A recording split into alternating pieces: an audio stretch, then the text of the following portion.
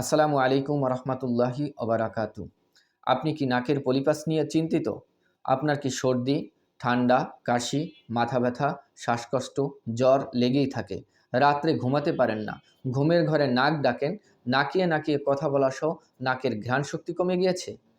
বিভিন্ন অ্যালার্জিজনিত সমস্যার কারণে এসব সমস্যার সৃষ্টি হতে পারে। এক গবেষণায় দেখা গেছে বাংলাদেশের ৭০% মানুষ নোজেল পলিপে আক্রান্ত, অর্থাৎ নাকের পলিপাসে আক্রান্ত। নাকের পলিপাসে আক্রান্ত হলে আমরা সাধারণত চিকিৎসকের শরণাপন্ন হই।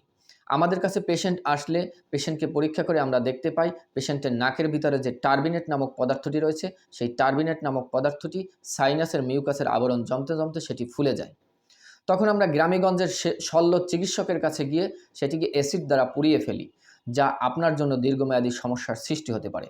তাই আমরা নিয়ে আসছি সম্পূর্ণ ন্যাচারাল পদ্ধতিতে জ্বালা, যন্ত্রণা, ব্যথামুক্ত এবং ঔষধ সেবনের মাধ্যমে চিকিৎসা পদ্ধতি, যা আপনার মুখমণ্ডলের ভিতরে থাকা সাইনাসকে বের করে দেবে এবং আপনাকে করবে সম্পূর্ণ সুস্থ ইনশাআল্লাহ।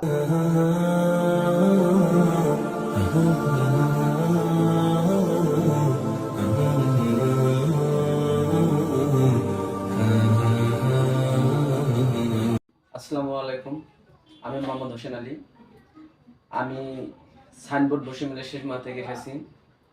আমার নাকে পলিপাস, মাথা ব্যথা এবং সর্দি সবসময় লেগে থাকতো। আমি অনেক জায়গায় চিকিৎসা নিয়েছি এবং চিকিৎসা করেছি, কোনো জায়গায় কোনো উন্নতি পাইনি। আমি গাজী হেল্পে এসে চিকিৎসা করে মোহাম্মদ গাজী পাবেল স্যারের চিকিৎসায় এখন আমি অনেক সুস্থ আছি।